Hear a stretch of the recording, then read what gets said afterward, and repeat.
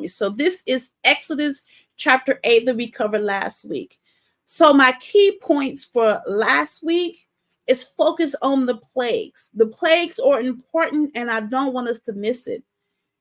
So chapter 7, we start out with the first plague. Chapter 8, we have 3 plagues. We have the second plague, the plague of the frogs.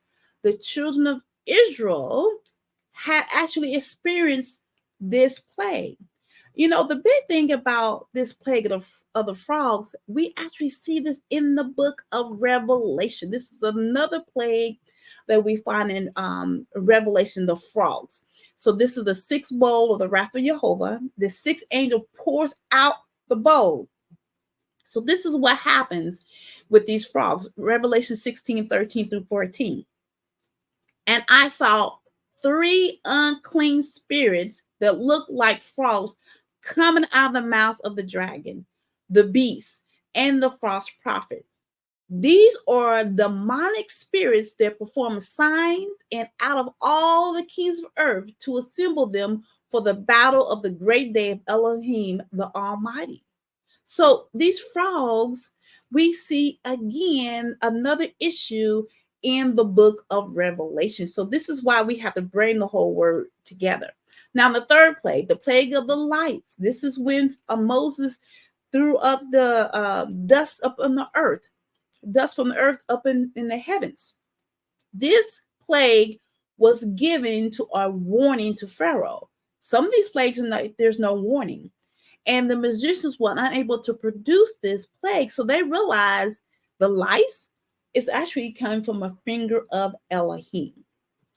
The fourth plague, the plague of the swarms of the flies. This was a warning. A warning was provided. I'm sorry, a warning was not provided for the third plague. A warning for the fourth plague. The children of Israel did not experience these flies. This is where the division, the separation from the people of Jehovah in Egypt. The deliverance starts here for the people of Jehovah.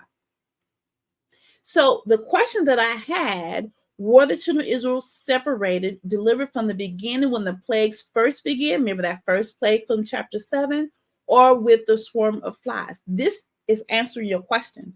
It is the plague number 4 that we get the separation from the people of Jehovah and the Egyptians. This starts in 4. So the children of Israel experienced all the first 3 plagues. So my insight, we have Jehovah's bride experiencing the first 3 plagues. Again, this reminds me of the book of Revelation. Let me tell you why this reminds me of the book of Revelation. Because in the book of Revelation, denomination, non-denominational religious systems would tell you that the bride of Messiah will not experience the tribulation that we see in Revelation.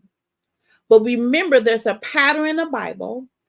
Jehovah does not change. So he shows you things to come in the Torah, the prophets, and the writings. So I just want to encourage you to take a deep dive in the book of Revelation. And of course, you can't forget Exodus and the prophets writing all that before you even get to Revelation so you can understand it. So I have my cross-reference, my word study,